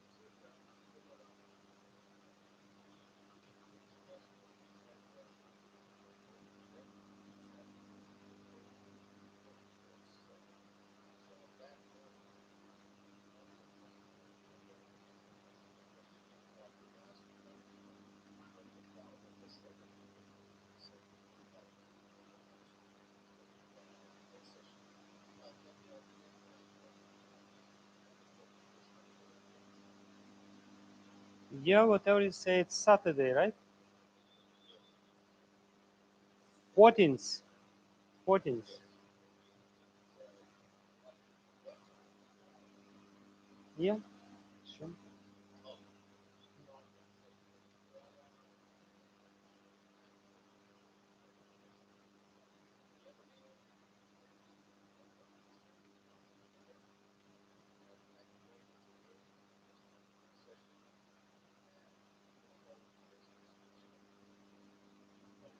Thank you. Srila Prabhupada ki jai.